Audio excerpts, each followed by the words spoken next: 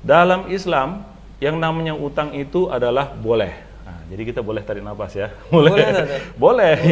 Ya. Jadi utang itu boleh. Ya. Apakah Rasul pernah berutang? Pernah jawabannya. Ya.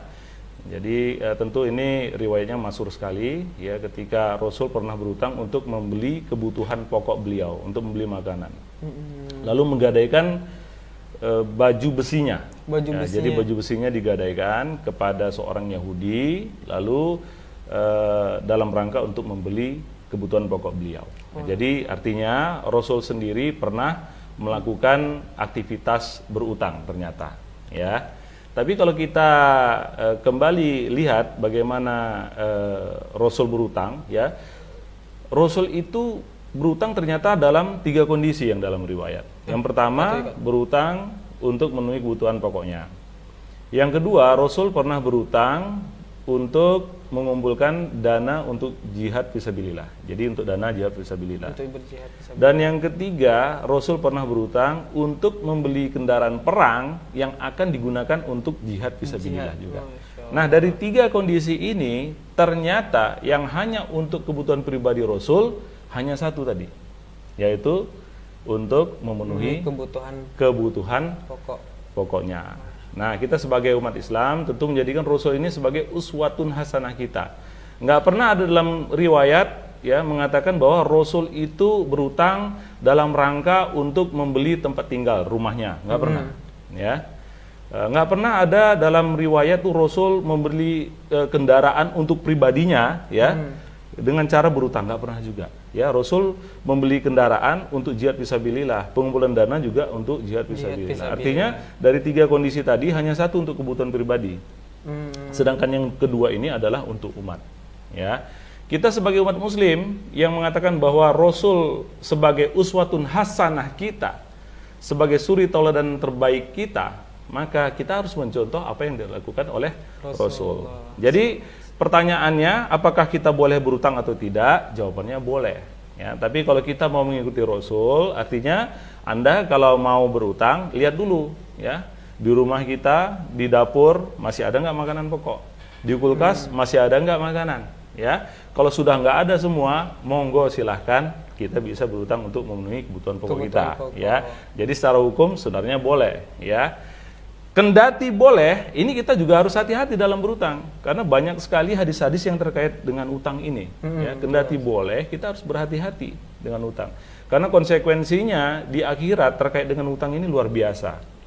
Bagi Anda yang berutang, ya, lalu meninggal dunia, kemudian tidak bisa melunasi utangnya, tidak ada ahli waris yang melunasi utangnya, maka konsekuensinya sangat berat sekali. Yang pertama, ini bisa dibangkitkan statusnya sebagai pencuri. Kita tentu nggak mau ya dibangkitkan nanti di yaumil akhir statusnya sebagai pencuri. Ya. Nah ini ya kalau kita misalnya meninggal dunia masih dalam keadaan berutang, tidak ada ahli waris yang melunasi utang tersebut, maka statusnya akan dibangkitkan sebagai pencuri. Ini yang pertama ya. Ini bukan saya mengatakan, ini Rasul yang mengatakan. Yang kedua, mereka yang berutang ya nggak bisa melunasi utangnya di yaumil akhir nanti, maka mereka tidak akan mendapatkan syafaat dari Rasulullah. Padahal kita tahu bahwa syafaat Rasulullah itu adalah golden key kan, kunci emas untuk kita bisa masuk ke dalam surganya Allah Subhanahu Wa Taala. Betul-betul. Suatu ketika para sahabat ini mendatangi Rasulullah membawa jenazah. Jadi ada jenazah dibawa ke hadapan Rasulullah. Lalu para sahabat ini meminta Rasul untuk menyolatkan jenazah tersebut. Ya, yang ditanyakan Rasul adalah apakah jenazah ini masih punya utang? Ya, kemudian para sahabat mengatakan, oh tidak ya Rasul, jenazah ini tidak punya utang. Maka Rasul menyolatinya. Nah, jadi Rasul itu sholat. Kita tahu bacaan sholat itu kan doa semua. Artinya Rasul mendoakan mayit tersebut. Ya, kemudian datang lagi nih jenazah.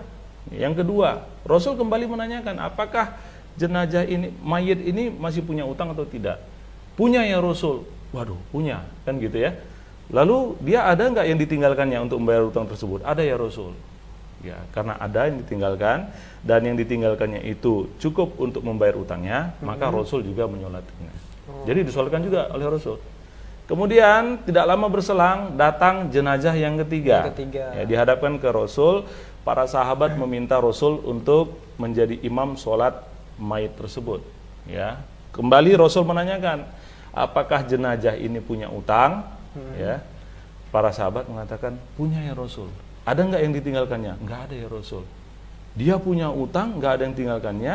Silahkan Anda saja yang menyolatkan, kalian saja menyolatkan, aku tidak mau menyolatkan orang yang berutang. Sebegitunya coach ya. Sampai begitunya. Kemudian Abu Qatadah ya mengatakan kepada Rasul, dia memang punya utang ya Rasul, tapi biarlah aku yang menjadi penjaminnya.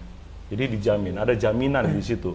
Jaminan secara finansial ya, bukan hanya lip of service saja ya, tapi jaminan secara finansial bahwa utang tersebut akan dibayarkan. Kemudian setelah mendapat jaminan dari Abu Qatadah, maka Rasul menjadi imam sholat mayit tersebut. Artinya, itu kita tidak mungkin bisa mendapatkan doa dari Rasulullah, ya, tidak mungkin mendapatkan syafaat dari Rasulullah ketika kita ini masih dalam keadaan berutang, ketika malaikat maut akan menjemput kita nanti. Nah, ini luar biasa. Jadi banyak sekali seputar hadis yang memang membolehkan berutang, ya, tapi konsekuensinya di yaumil akhir nanti itu sangat berat sekali. Itu konsekuensi di akhirat.